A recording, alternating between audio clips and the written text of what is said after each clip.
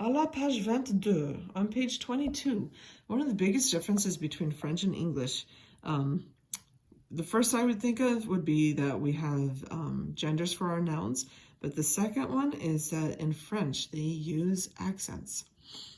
So let's talk about what the different accents are and what they mean.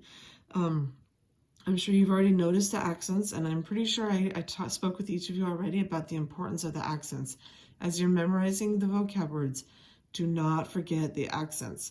Sometimes it literally changes the meaning of the word entirely. For example, ou, ou, with an accent is where, without an accent is or.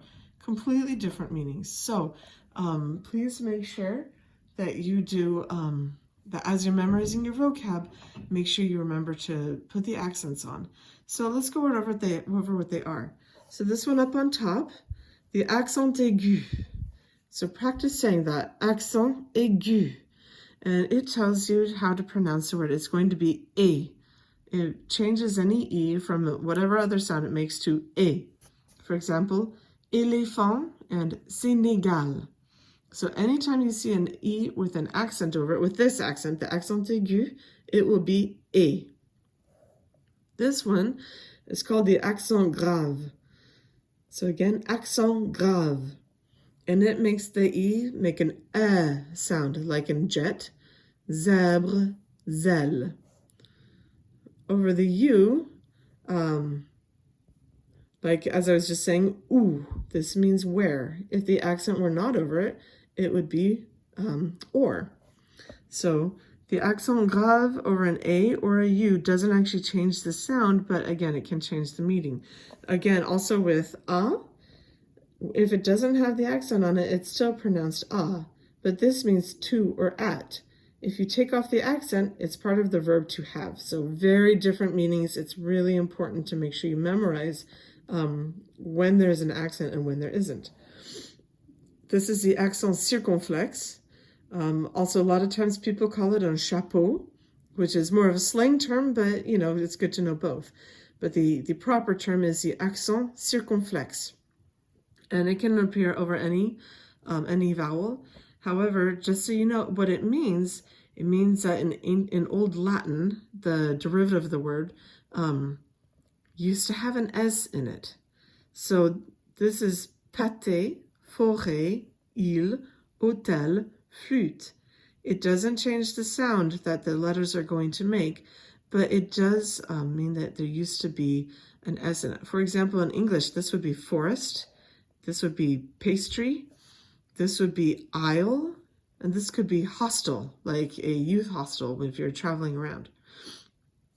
So that might help you memorize some of these words if you think about how close they are to the English words, if they had an S. So this one only ever goes on a C. It's called une cédille, and it changes the pronunciation of the C from a K sound to a S sound. For example, français. Usually a C before an A would be a K, but because it has the cédille on it, it's français. Same thing with the word ça. And this is the accent tréma, and it's when two vowels appear next to each other, but they need to be separated. They put the tréma on it. For example, this is Noël, and this is A-I-T.